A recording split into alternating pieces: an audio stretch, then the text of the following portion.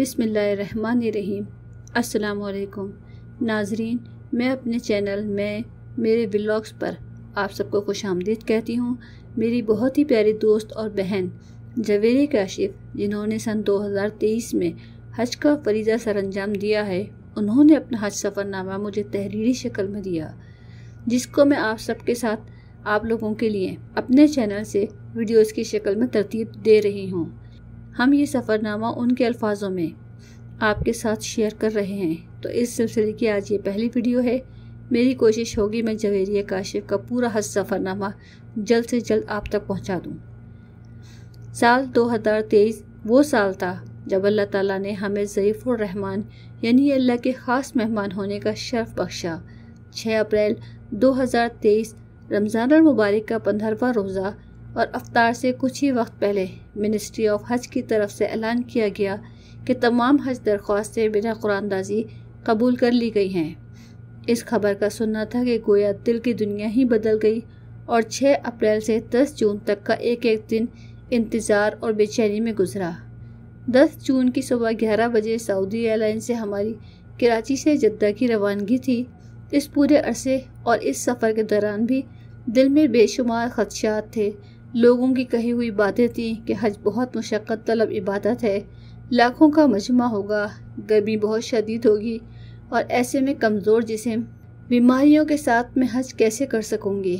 लेकिन अल्हम्दुलिल्लाह अल्लाह ताला ने हर कदम एहसास दिलाया कि हाजी वाकई अल्लाह ताला के ख़ास मेहमान होते हैं और अल्लाह जिसका मेज़बान हो उसे भला क्या परेशानी हो सकती है।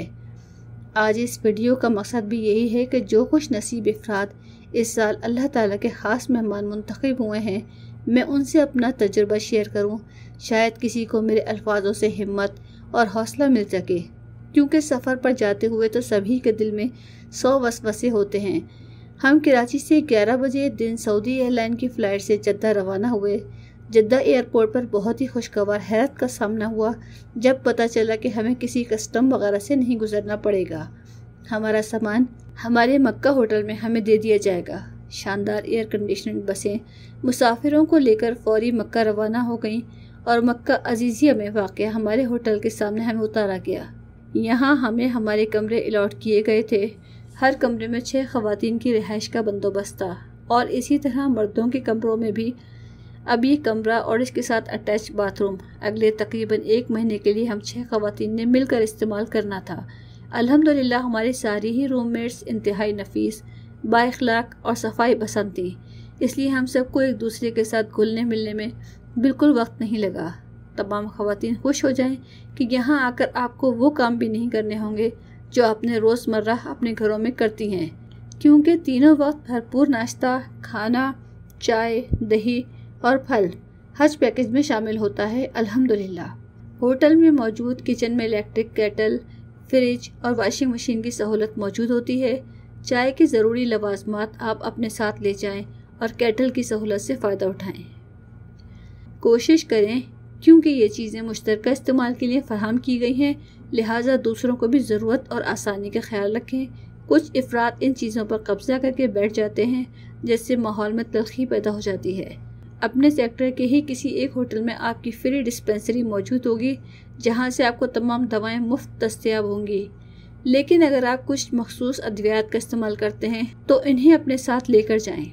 हमें अल्हम्दुलिल्लाह ये सहूलत मिली कि हमारे सेक्टर की डिस्पेंसरी हमारी ही बिल्डिंग में थी, इसलिए हमें कहीं और जाने की ज़रूरत नहीं पड़ी।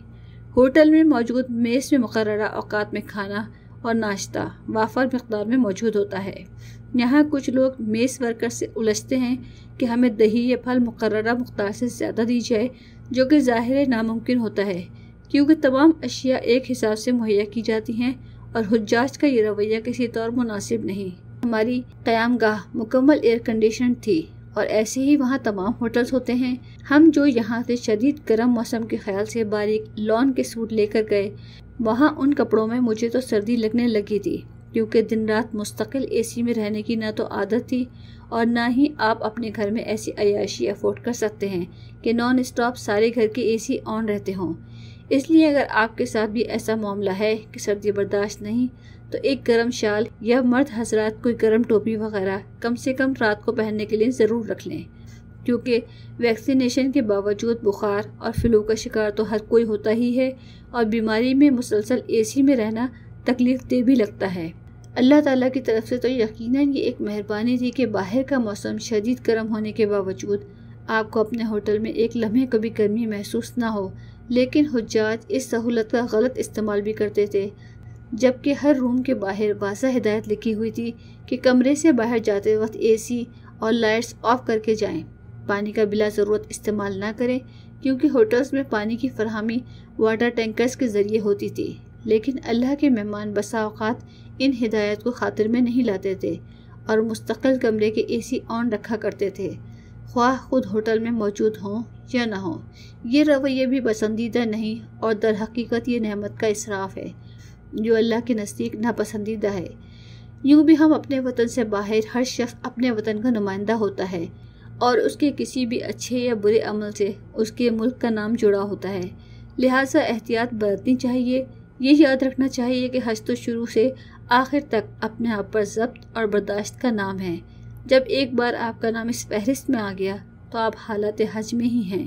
خود کو دھیما رکھنا، اوروں کے لیے قربانی، تحمل، برداشت اور ایثار کا جذبہ رکھنا، ناگوار باتوں کو نظر انداز کر جانا، سفر کے دوران پیش آنے والی چھوٹی موٹی بے آرامی یا اونچ نیچ کو نظر انداز کرنا، یہ تمام باتیں سفر حج کا حصہ ہیں۔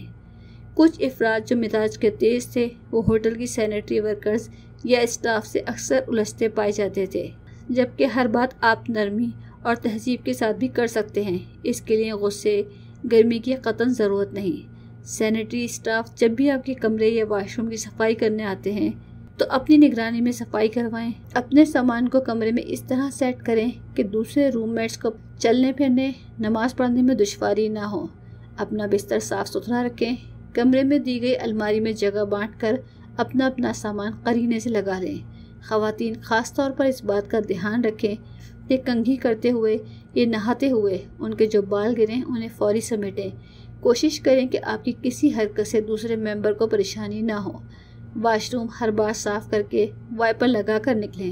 جب بھی کچن استعمال کریں یا واشنگ مشین تو ہر بار صفائی مکمل کر کے نکلیں۔ یہ واشنگ مشین آٹومیٹک ہوتی ہے۔ اپنے سامان میں واشنگ پاؤڈر لے کر جائیں تاکہ آپ کو پریشانی نہ ہو۔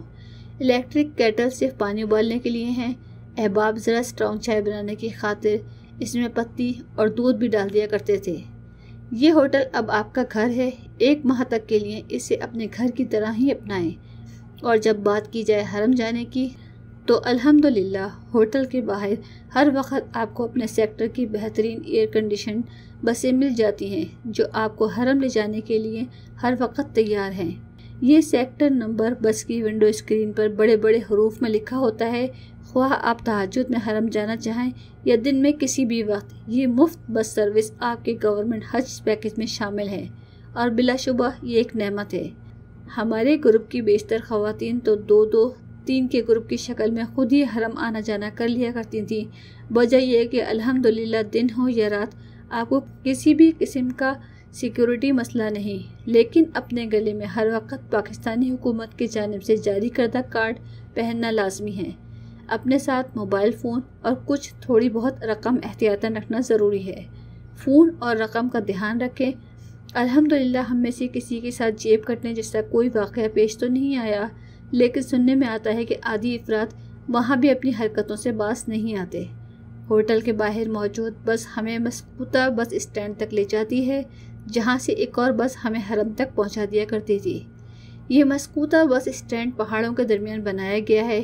یہاں سے حرم کافی قریب ہے، لیکن پھر بھی ایک بس سروس یہاں سے بھی حجاج اکرام کے لیے ہر وقت موجود ہوتی ہے۔ اس بس کے لیے کسی مخصوص سیکٹر کا ہونا لازم نہیں ہوتا۔ یہ بسیں سبھی حجاج اکرام کو حرم تک پہنچانے کے لیے ہیں۔ ہم کیونکہ عزیزیہ میں ٹھہرے تھے تو ہم اجیاد کی جانب سے حرم میں جایا کرتے تھے۔ نکتے کی بات یہ ہے کہ جب آپ کو حرم سے واپس اپنے ہوٹل جانا ہو تو آپ یہی طریقہ اختیار کریں گے کہ حرم کے پاس سے جو بھی بس آپ کو ملتی ہے اس میں بیٹھ جائیں۔ وہ بس آپ کو مسکوتا بس اسٹینڈ تک ہی لے کر جائے گی۔ اب یہاں سے آپ نے ذرا دھیان سے اپنی بس پہچاننی ہے، وہ ایسے کہ یہاں ہر بس پر آپ کو سیکٹر نمبر لکھا نظر آئے گا۔ اپنے سیکٹر کی بس ڈھونڈیں اور اسی پر سوار ہوں۔